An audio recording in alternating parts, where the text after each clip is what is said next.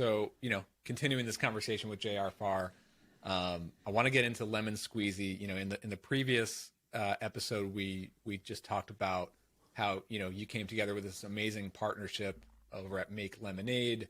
And we talked about, your transition from, exiting Mojo themes and then, moving into this next chapter and going through a bunch of things over the last few years. All that was then. Now let's talk about Lemon Squeezy, which is the product that you've been working on under this Make Lemonade brand. How do you explain it today? Because again, like one of the things that sticks out to me, I've been sort of following your work on this from afar over the last year or two. I remember it being sort of one thing, and then I looked at it recently. I was like, oh wow, this is like almost different and bigger than I thought it was. So how do you explain it today? So let me guess. You probably looked at it as a Gumroad alternative, and exactly now it's like, yeah. I didn't know if you wanted me to say that or not. Yeah. No, it's good, and it actually kind of, no, it was very intentional to start, right? Like we had a big grandiose vision. Here's the thing: the founding team, just like you, Brian, you know this. We got together after 15 years of building stuff, selling digital products, and we kind of like laughed, like, man, there's really not anything like super great out there yet. I mean, like Stripe's amazing, but it's all API driven. There's not a lot of like, there's so much more you could do. And I guess this might be like my poor attempt at a Steve Jobs moment here, but I got on a call one day and I was like, started talking about this concept of Space Mountain. And I've said this multiple times, but I'm going to say it to you again, because I want you to this will set the stage for this conversation. So if you've ever been to Disneyland, there's a ride called Space Mountain. When you go up to it, it's the whole thing from the line to walking through and to getting to the ride. It's an experience, right? Like you're just kind of captivated by what's going on. The lights are getting dark. And then once you get on the ride, it's pitch black and you have no idea what's going on. You're just seeing ahead of you and you're just looking at lights and it's pulling you around and it's just kind of taking you on this experience. But if I turn the lights on, you'd see rods and dust and wires and garbage, and it would look disgusting, right? And that's what I said to him. I was like, that's what it is today still. You've got to go get a domain. You've got to get your website. You've got to connect your email thing. You've got to do this. You've got to connect this API over here. And honestly, like all the lights are still on. So I'm like, how do we make it to where someone can just come in and sell digital products, digital, not physical, digital products, because it's a totally different animal compared to Shopify. Right? There's a lot of abuse. There's license keys. That's a whole mess. How do we make this easy peasy? Right? And so that's where Lemon Squeezy, easy peasy, kind of the whole idea came from. So, yeah. Love it. I mean, you're right. It's amazing. Like a lot of times, like, us tech folks are in this industry and we see all the advanced tech that we're using and how we're building applications these days and everything. And we feel like we're in this like world of the future with like, and now we've got like AI and Web3 and all this crazy stuff going on, but we are still in the early days here. And you're right. Like it is, we're still like kind of, I don't know. It does seem like we're cobbling together things, Yeah. And for some people it might make sense, right? Like they want full control. I want to go to the Stripes APIs. I want to build everything by hand. I want to know how this all works. And that might make sense. And I think intentionally we're almost picking a fight that way where we might not be everything that you want. Now, with that being said, we've gotten to a point now where like 80-90% of the platform is all driven by, we have an API now that's exposed. So you can actually expose all of Lemon Squeezy if you wanted, just like Stripe. But so I think we intentionally went out that way. So can you like help me understand like what is the best use case or the most common use case? Like, is it for digital products? Like I'm selling a book or is it for SaaS? Like I'm selling a software subscription. Is it for physical products? Like, is it for all of that? Think, like, yeah. Good question. I think that's where you saw the divide come in, right? So we launched, we're kind of a Gumroad alternative, which essentially is what you said. It's downloadables, it's ebooks, it's some courses, it's some sort of license key, it's WordPress themes, a plugin, whatever it is, right? And that was all fine and dandy. And I think everything we did was really, really good. And then we started getting a lot of requests like, well, I've got this, but then people need to log in and do this. So SaaS and stuff started coming up a lot. And so we were like, man, we've got to really look at... Customers need to log in. Yes. How do I do that? And we want to use you guys because there's one other caveat that I'm going to say that makes Lemon Squeezy very, very different. It's called a merchant of record. And I don't know if everyone's familiar with that, but essentially what it means is rather than going out and creating, all the PayPal accounts and Stripe accounts, you just leverage ours. And the beauty of that is you can accept instantly, like payments across like 20 different payment methods. You can accept PayPal. You can do it in every currency, 95 different currencies. And then we have a partnership with wise.com. So like we pay out in I don't even know what it is, 135 countries. Like you can't do that on Stripe. Some of the stuff that you can do on Lemon Squeezy. We've broken down some big global barriers. But to get back to your point about use cases, started out with Gumroad, and then the SaaS stuff came out, and that's where we kind of took a moment to say, look, Lemon Squeezy is so much bigger than just some digital downloads. Yes, you can do that here, and we'll always have that distribution channel. We'll have landing pages and things to feed in that type of customer, but we're going to go to market as being the easiest way to handle payments, taxes, and subscriptions for SaaS companies. So right now we're going after SaaS companies that are looking to not only handle payments, but the tax side. That's why I was bringing that up, because when you get into digital stuff, again, different than physical, and this is something that's really boring and non-sexy and people don't like to talk about, but sales tax and VAT tax is a real thing. And, as more and more dollars get shifted to online, the countries want their money, and there's some big penalties, even all the way to prison, right? If you don't pay them, like it's tax fraud. So, I want to unpack the evolution of going from like being like the initial idea, like a Gumroad competitor, into something much larger than that, and going towards SaaS companies. But just on that point, I'm curious to know about is the main idea to sell it to established SaaS companies with like high revenues, and they want to migrate over to Lemon Squeezy, or is it for like startup SaaS, their first 1,000 customers? I'm sure it's a bit of both, but like, where's the main focus? Yeah, right now it's actually it's the former. It's the larger, more established companies. We've done a great job, I think, with like customer acquisition for brand new stores coming on and handling taxes and handling low code, no code. We've got a ton of tools like that, so you can get up and running super quick. That's what the first year and a half was.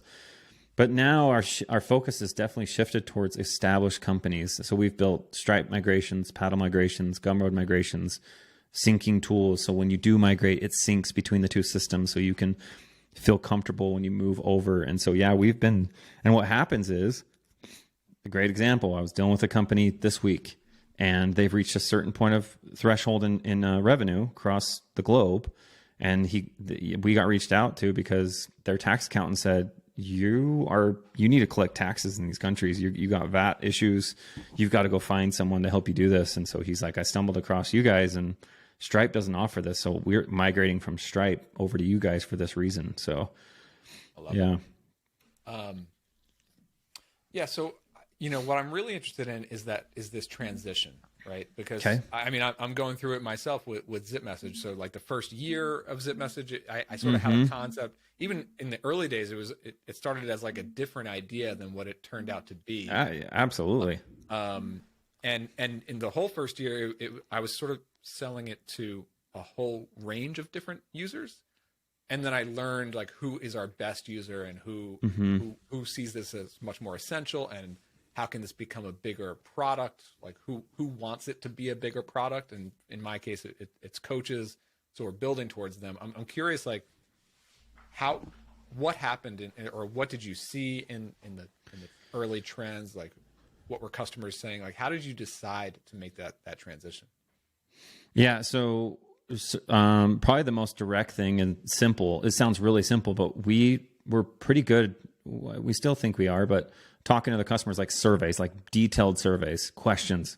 What do you sell with? How do you use it? Like, do you, even down to like your checkout experience. Do you guys want a full API that you can customize? Or do you want to leverage ours? Do you want to, like, there's so many different, but really there was just so much pent up demand, constant support tickets. And then through those surveys, we just kept seeing SaaS and SaaS and SaaS. And so it sounds kind of simple, but to be honest, the the founders I talk to, I don't know when's the last time you sent a survey to talk to your customers, right? Like you might be better than most, but I would say majority of people are, they get scared. They get gun shy to like ask a customer or something.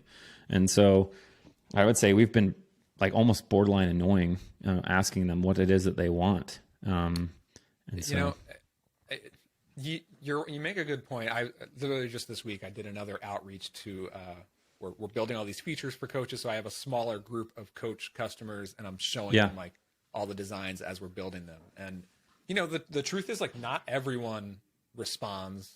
Some of them take a few weeks to respond. I do sort of hammer them with like research questions. Can I get on another call with you to ask you some more research questions? And I'm doing that all the time. But at the end of the day, it's so helpful. And I do run surveys, and I usually use the surveys to figure out who are the best people to get onto calls with. And do that research. But I think what happened though, to be like totally frank, is we launched this Gumroad thing, and because we are a merchant of record, there's a ton and tons of countries that actually can't use Stripe. And so they were like, we need a way to, you guys can pay in my country. I can accept payments because you're the merchant of record, but I have a SaaS. You know what I mean? So like, can you build that? Can you make that? So we started doing like little onesie twosie things like, well, here, we'll give you this part of our API to kind of do that. And then eventually it just got to a point where there was just so many of those types of things happening, where actual real customers pushing volume through the platform. They were like, we just need to lean into this. So awesome. So I want to get into a little bit of like, marketing and just building awareness. I mean, obviously, you and your team have sort of like a built-in audience that gives you that like initial traction or like a boost when you're launching something new. But what were some of the milestones or wins like early on? Or really, I guess even before you even unveiled Lemon Squeezy to the world, like you're just planning it, designing it before anyone even knows about it. Like, what is your game plan in terms of like step number one to let people know that this new thing is coming and that it exists? Like, how do you think about that initial launch? Oh gosh. So that's a really good question, because there's so many things. I mean, a lot of people say, let's build an audience, right? But it's like, how do I do that? So yeah, to your point, we had some built-in stuff which helped, but I would say content's an interesting one. You can go build content, but it's like, I can only create so many SEO articles to like really make this worthwhile. I think that Product Hunt was an interesting one. We thought, that was something that we kind of tried. Again, I don't know if this comes from all the experience of knowing kind of what to focus on, but like, and I'll try to answer your question more directly, but like Product Hunt's a good example, right? So we put it out on Product Hunt thinking this is what most people do. And we ended up winning or becoming a finalist for like Product of the Year on Product Hunt in 2021. We went through like the whole award shows, rehearsals, and then we went down to the finalists and we ended up taking like third place or something. But that was crazy. But my point of bringing that up was it really didn't do a whole lot, right? Like, I mean, yeah, we got some users and stuff, but it was kind of shitty traffic. It wasn't intentful. It wasn't, but it definitely gave us like a, little bit of endorphin hit, right? Where you're kind of excited and this was good. But I would say it goes back to like just building up hype around something, building in public. If you're like, don't know what to do, I would just say build in public, like tweet every day, post something every day. I posted constantly. I didn't do SEO content. I called them lemon drops, and we were just posting lemon drops constantly about what's coming, screenshots. And then we all made an agreement that we're like, hey, everybody get on Twitter, talk on Twitter. That's going to be the one social channel. We're not going to try and do YouTube, Twitter, and Instagram and LinkedIn. And we're just going to focus on Twitter because that's all we have time for. Yeah. So I think that was like really like that plays to your strengths, right? Like you're all actually on Twitter and you're a very design oriented, work in public type of people anyway.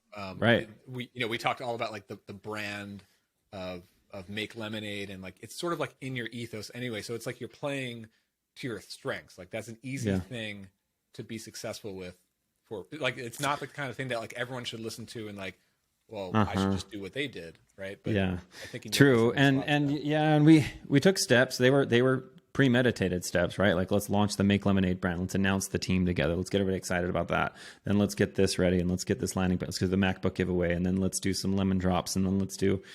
So there's definitely my point in the Twitter thing was, I think a lot of times people just spread themselves so thin, and it's just double down on like one thing that you're actually pretty good at, and just do that rather than trying to do a million things at once. We're trying to launch it, right? Like, I got to do my email list, and I got to do my paid ads, and I got to do my SEO, and then you end up doing nothing, right? Yeah. So consistency is king. Like, I feel like this is one of the things that I don't do so well, but you do really well, is like in that first year, like year number one, again, like most people don't know that this new product exists yet. So you're just like running things, whether it's product hunt, a MacBook giveaway. We talked about in the previous episode, the way we met was like, you gave me an iPad because back like over 10 years ago, you launched Mojo Themes, which went on to be this, amazing, successful company, but it launched with a contest. Right. To just put a splash out there, just get people's eyeballs on this thing. There's going to be some noise. There's going to be a lot of like not so qualified customers coming through, but people know it exists, right? Yeah.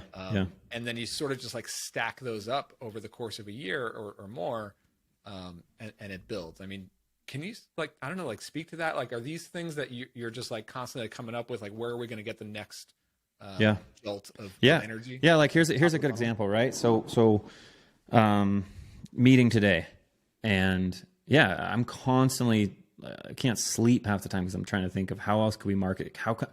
There's so much spamming our Twitter, our attention, no matter where you're sitting, right? Like there's something getting your attention. So how can I get that? And I think that goes back to like, when you saw the clear divide that like Lemon Squeezy's meant right now for SaaS companies, or Zip Message is meant for coaches, now you've got like this audience that you know how to speak to. You're going to learn how to speak to them. You're going to learn what drives them, what motivates them.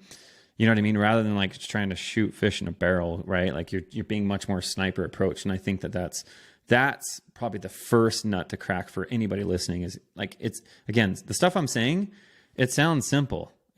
But you've got to do these fundamental things before you go and do all these different things. And so to answer your question, one, I think we did a decent job of creating processes around it. So like tweeting or emailing, it's like every Monday an email goes out. Every Thursday a piece of content goes out. There's just stuff that like the rules can't be broken on these things. And then the other stuff is like ideas. You've got to have a backlog of creative ideas to get you to look different than anybody else, because there's so much out there. So here's an example from today's meeting. We have an account, they've been with us beta, and he's built Figma Academy, which is an online course for Figma. And he's done great. I mean, everybody from Spotify to Amazon to everybody uses Figma Academy. And he's about to hit a really big revenue milestone. And so I'm actually borderline stalking his Twitter accounts and his Pinterest accounts, trying to find something. And I'm going to send him kind of like the YouTube plaque, because my hope is that, we'll send it to him and he'll tweet it, and you get a big, nice, organic response from that. But that's stuff that's like marketing, but it's not in your face guerrilla type marketing. It's more like, organic, Yeah. I mean, like type of marketing. My favorite thing to do in marketing are things that are just interesting and fun to do anyway, and worth doing anyway. Right. That is really the best marketing, especially when you're trying to sell to folks like us who are difficult to market to, right? So absolutely. We're not going to click on like any like Google ad or banner ad. Like, we have to be sort of like wined and dined a little bit with some really interesting, whatever it is. It's got to stand out, right? So, and to your point, like obviously everything I'm saying is, and I'm going over it really fast, but it's all going to depend on your business, your market, your target audience, but I would say, definitely, like, just don't forget the fundamentals. Come up with your offer. What is what makes you different, right? Like, why are we different than Stripe? Well, we take all your taxes, And I think we've got email, and we're actually trying to bundle everything rather than unbundle everything, which is a different concept. So Yeah. Yeah, that's interesting. yeah. And I think you do that really well. Really like honing in on the unique differentiator. So, did that come out of your surveys and talking to customers, and you just started to see trends in terms of like the number one question people are asking about? Like, let's really focus on that. Yeah, for sure. And I think a lot of it too is like, we do have a little bit of, we're in a interesting space with payments where it's super aggressive, right? Like and we're not funded with, what is it, like $19 billion of Stripe. I don't even know what they're funded at this point. But so part of us is starting to think more, not just differentiators, but moats. How do we create more moats around the business where when we do acquire customers, we maintain them, or there's other features that it's not just around payments, but it's other things. And some of those are because we're the merchant of record. We've got some of this affiliate feature that's coming out. We've got a marketplace feature. We've got close to 15,000 products. So we can release a marketplace for people to shop. If you want to list your Lemon Squeezy products in there, that will drive traffic, kind of like an Amazon. That'll maybe stick them a little bit, right? So there's all these things we're constantly thinking about to keep them sticky with Lemon Squeezy. Yeah. It's really cool what you guys are building. I mean, it's established. It's there. You could use it today. I guess like the last question to start to wrap up here. I was talking to Benedict Dyka from UserList on one of the recent episodes, and we talked about how to prioritize, or how all of us in SaaS are trying to figure out which features to build next, and which ones to prioritize. That I find is one of the hardest things. It gets easier once you really start to hone in on like, all right, these are our best customers. What do our best customers want? Sure. How do you guys think about that? Again, like, since you've shifted focus into, toward this like platform for SaaS companies, like, and still that's a huge, like a huge landscape of like needs to satisfy. Right? So like, how do you it doesn't stop. Like, how do you figure out like what's the best thing to build next? Yeah, and it's interesting too, because as the team's growing, then we'll have different people that can take on more projects. So I'll answer it like this. I think we're intentionally building Make Lemonade a certain way. Like, it's nice because when you have a company like Make Lemonade, where we're thinking in a decade, the way you start to think about priorities and stuff, you don't feel so rushed, and you feel more open-minded to like, so for example, we don't just like rush a project out. Like, the affiliate feature's taken us quite a bit of time, and people are getting actually kind of frustrated, but it's got to be right. And we're also not going to just lock in a deadline and then march to the death where we just pass out by the time we launch it. So we're trying to be good about that. So we've got to balance that. And then I'd say in terms of like internal prioritizing, it's like you said, if we've got like a pretty big customer talking to us, we're going to build that for them. But outside of that, we use a product called height.app. And we do like low impact versus high effort, or high impact versus low effort, like that type of stuff. We have like 4 different things, that we match all of our, I don't even know, I'm looking at my backlog right now. There's like 300 and something things in the backlog, and they're all groomed. We try to groom them frequently. And that's something that we work in the Basecamp shape up thing. So every 6 weeks we have a cycle. And then what do we have an appetite for? So that really helps us figure out like, how far do we go with a feature?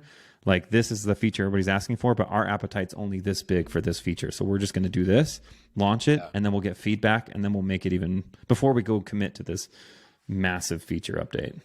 I love it. Yeah.